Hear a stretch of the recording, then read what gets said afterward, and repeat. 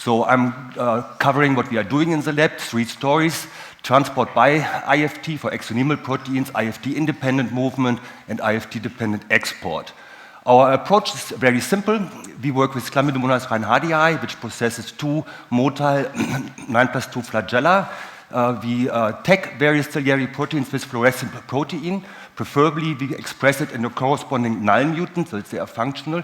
We then analyze how these proteins move by TURF in different states, like steady state, assembly, or ciliary repair, and hope that based on these patterns, we get some idea about the logistics of protein transport in cilia. So here's an example. This is the movie, that's the chymogram. And when I start the movie, you will see these particles moving, and these trajectories present the movement of the particles. So the particle comes up by IFT, is unloaded, diffuses briefly, and then it docks, gets assembled. Now the second particle comes up, it moves further to the tip, then it will diffuse very briefly before docking. So this approach is suitable to tell us very precisely how proteins are getting into the cilium and how they are assembled into the axoneme. We can also do that in 2 colors. The movie is a little bit more confusing. You will see 2 particles coming in. They are red because we tagged IFT20 with M. Sherry. The second one will carry a cargo, in this case DRC4 GFP, and will drop it off on its way to the cilium. The IFT train will continue with unaltered velocity. So here comes the first one, red. Now comes the second one. It loses its cargo, and the cargo is then diffusing inside the axoneme. Using this approach, we look at various axonemal proteins. Something should come. There comes the first one, another one of the dynein regulatory complex. It moves by IFT, also a marker for the outer dynein arms, IC2, marker for one of the inner dynein arms, IC140 for I1, 2 markers for the radial spoke, RSP4 is shown here, and a marker for a central pair protein. In each of these cases, we see that they move by IFT. So IFT is really contributing to the transport of axonemal proteins. That said, that they all move by IFT, that doesn't mean that the patterns we observe are identical, which probably we don't expect that, because when we look at the IFT particle, we expect that different cargos will bind to different sites on the IFT particle. So each IFT cargo pair will have a certain individuality and a certain stability.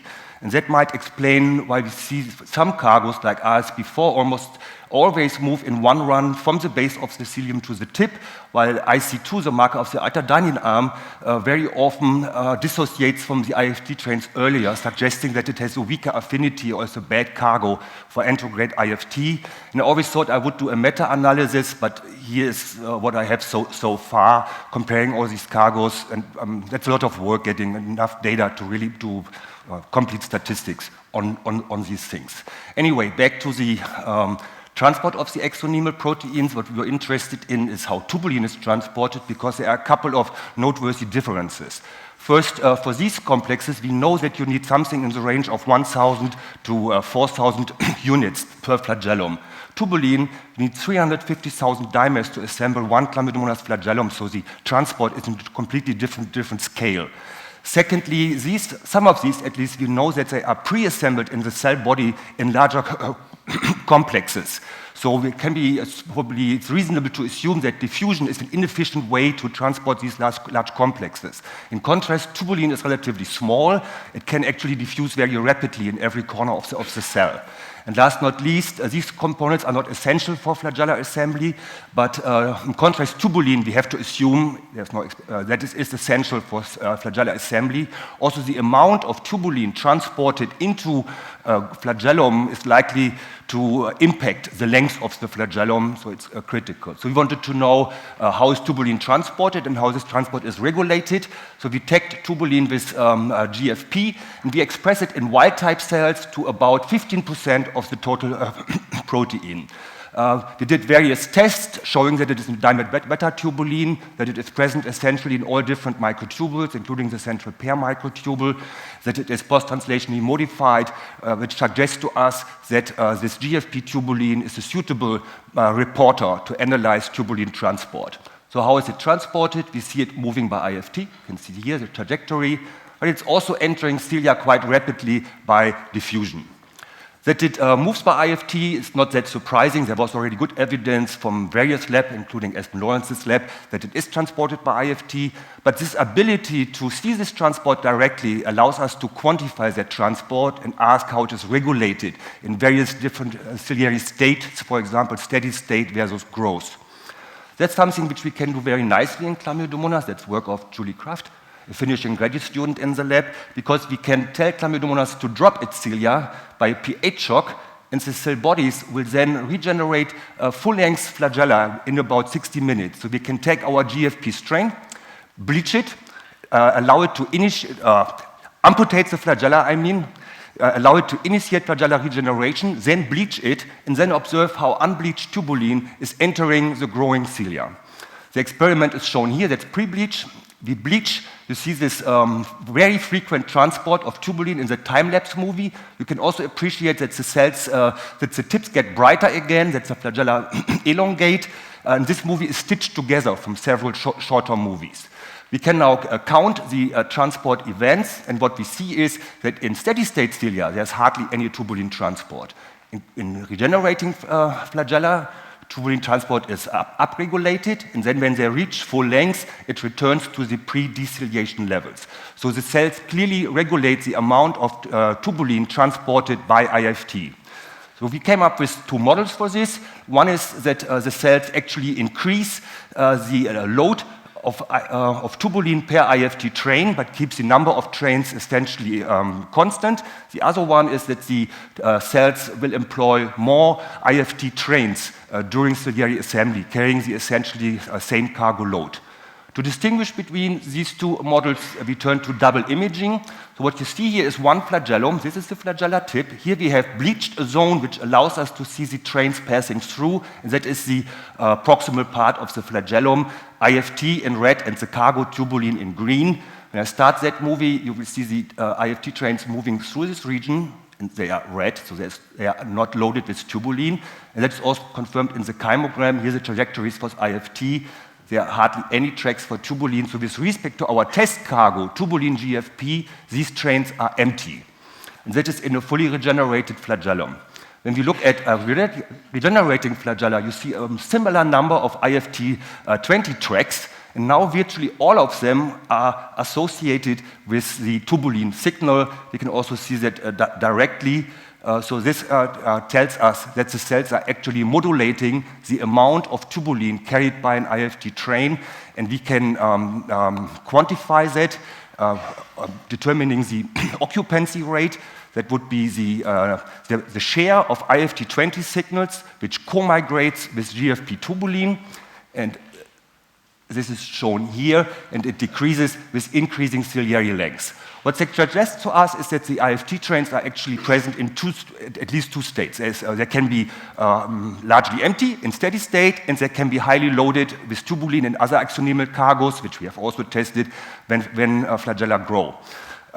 So the question is, how is that actually working? What is the mechanism, how the cells switch from a low-capacity train to a high-capacity train? And we don't know, but we have a few hints which I would like to talk about. One possibility would be that actually the cells simply increases the supply of precursor. They make more cargos when cilia are made, and that could allow the trains to pick up more cargos and transport more in. An alternative possibility would be that ciliary length is regulating the amount of cargos present on those trains. So when the cilia are short and have to grow, there will be some signaling, and that more cargo is picked up and transported into the cilium. To distinguish between these two possibilities, we used a classical Chlamydomonas experiment, which is a long zero. By mechanical shearing, we removed one of the two flagella. The remaining flagellum will then partially be resorbed, and the cell will grow one new flagellum. We can then bleach the GFP and observe how unbleached tubulin enters the non-growing and the growing flagellum in such a long, short cell.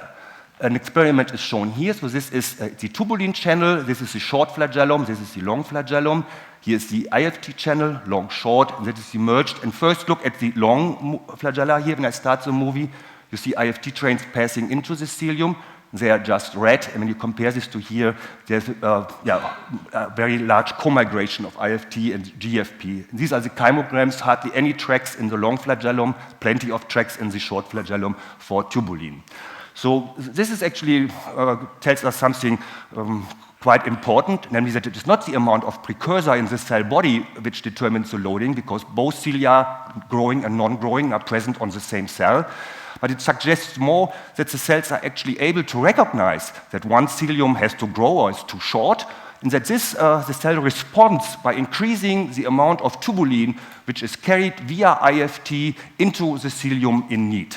So that it is like a cilio-autonomous regulation. So here would be the model: too short a cilio generates some kind of signal, probably involving the various length regulating kinases. This will trigger a response so that more tubulin will enter this cilium via IFT. It will upregulate the tubulin concentration in the growing cilium and thereby promote microtubule growth. Okay, I want to summarize that first part of this presentation on tubulin transport, where I showed you that axonemal proteins, also tubulin, are transported by IFT. But there's also evidence from several labs, Max Nashery, Keston Behagi, Snell Lab, our own work, that many proteins actually also diffuse into cilia. So also tubulin, we saw that it actually also is diffusing into cilia. So we have to kind of find out, determine which proteins move by IFT and which proteins move by diffusion, or a mix of both, and whether there's any pattern why a protein takes one or the other route of transport. And to do that, we analyzed EB1, end-binding protein 1, and that is the work of Aaron Harris in collaboration with the Pinfang Yang lab at Marquette University. So EB1 is end-binding protein 1, probably well known because it tracks the growth of the microtubules. And Lotte Peterson has shown that EB1 is present at the tip of primary cilia, as it is present at the tip of Chlamydomonas flagella. But in contrast to these singlet microtubules in the cell body, where EB1 is only attached as long as they grow, in Chlamydomonas flagella, the EB1 is permanently attached, independently of the growth state. So also in steady state and even in shortening flagella, EB1 remains attached. And it also remains at the flagellum when IFT is switched off. So this could suggest that EB1 is firmly attached to the ciliary tip, or it could suggest that EB1 in Chlamydomonas is just different from other EB1s. So we take EB1 with GFP. This is a focus series. We go from the cell body up. The cell tips will appear here in a while.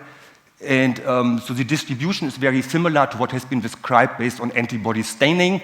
And in this, that was the wrong button. And in the cell body, we observe these comet tails of EB1, just as it has been described in many other organisms. So Chlamydomonas EB1 appears to function normally.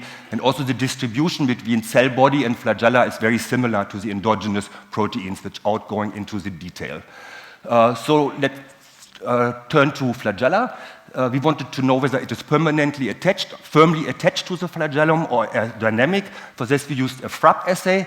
So we bleached the tip, and you can see that it quite rapidly, over the course of like 4-5 minutes, recovers at the tip, suggesting that it is that bleached EB1 is exchanged with unbleached EB1.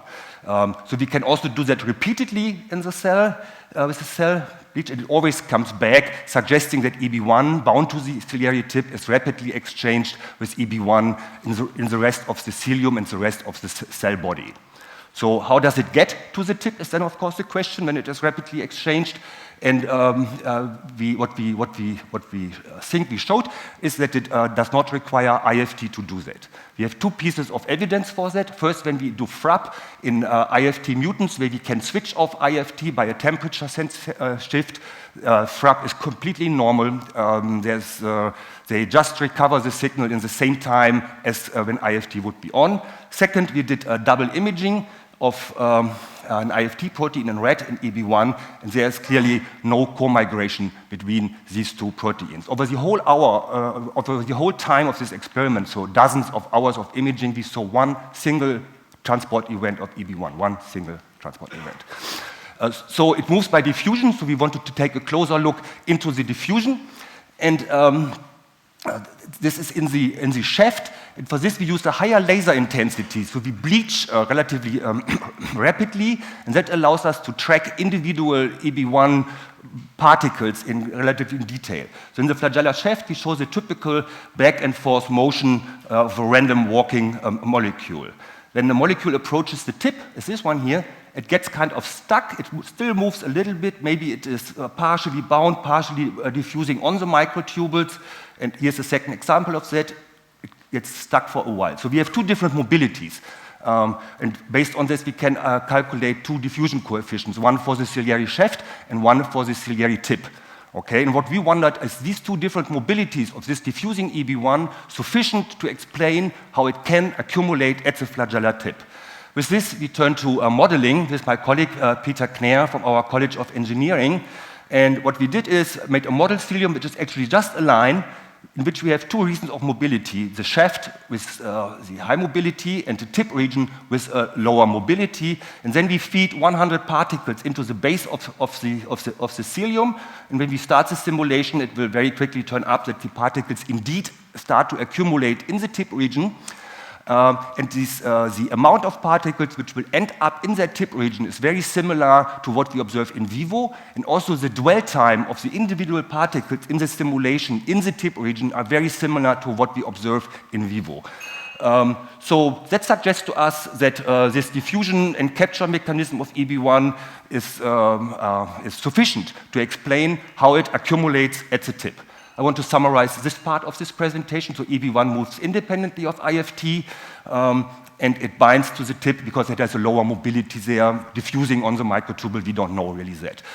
One hypothesis based on that is that when you EB1 it has like binding sites which are like permanently present at the tip, but you could imagine a situation where you regulate binding of a protein. That would mean when you turn the binding sites on, a protein which can diffuse will rapidly accumulate in that area. And when you turn that off again, the protein will rapidly exit that site without any need of IFT. And the enrichment factor we get for EB1 at the tip is 15 to 20x about the rest of the flagellum.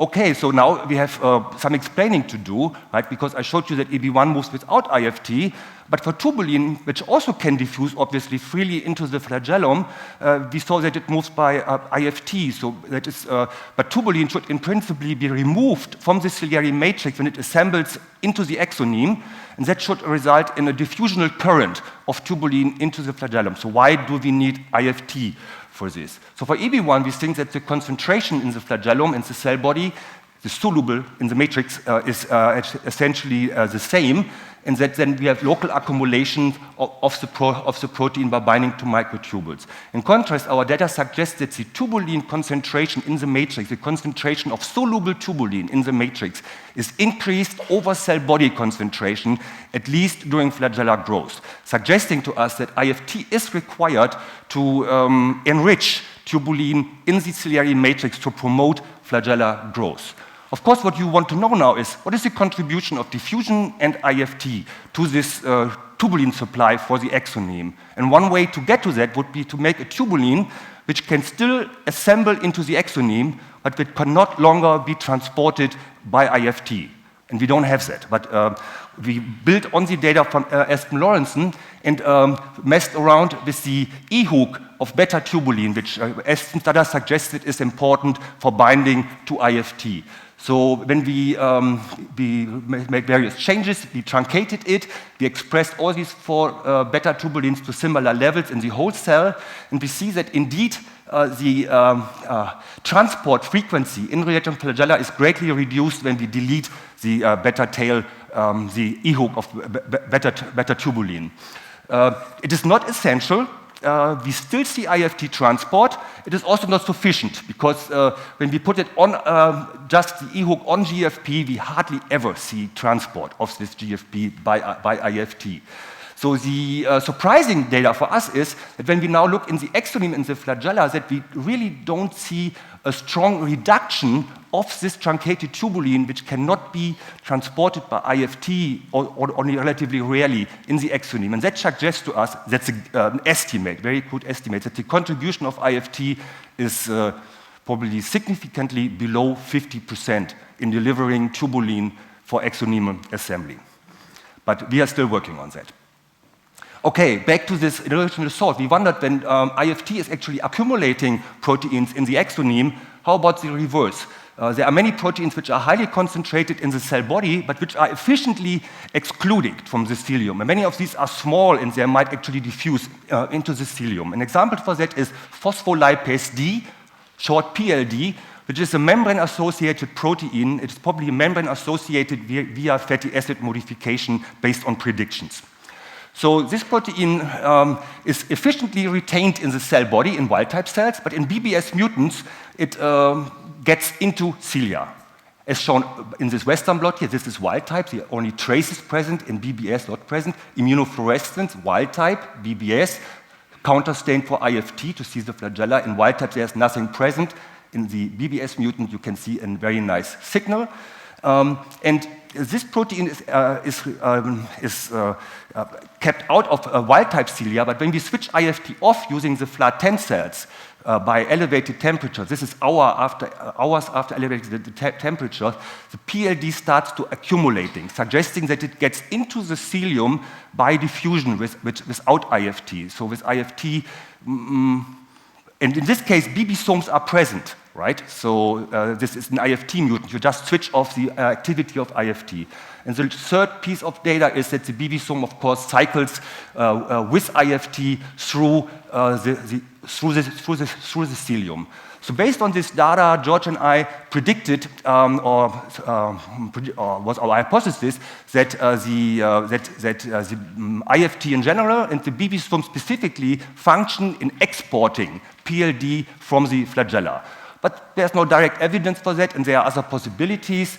So, and for the longest time, we tried to tag PLD to see how it moves in these two situations, wild-type versus BOS. Ultimately, we succeeded. And the expressed in wild-type cells, PLD-GFP, recapitulates the distribution we had described for the endogenous protein, absent from wild-type flagella, accumulating in BBS1 flagella. And we look at the transport in wild-type cells, PLD can move by IFT, while in the BBS mutant, it moves exclusively by diffusion. In BBS4, we see a few tracks, but in BBS1, we never see any IFT. So this is a step forward because it shows that the way PLD is transported is directly correlated to the presence or absence of BB-somes. When BB-somes are present, it can hook up to the IFT system. Without BB-somes, it moves by diffusion, supporting it. So that is my summary for this part. PLD requires BBS1 to move. The overall hypothesis would be that smaller diffuser proteins need IFT to move against cilia to cell body gradients, because when you have to enrich something or get it out, it cannot happen by diffusion, right? While larger proteins may require IFT to pass through the transition zone. And thank you for your attention.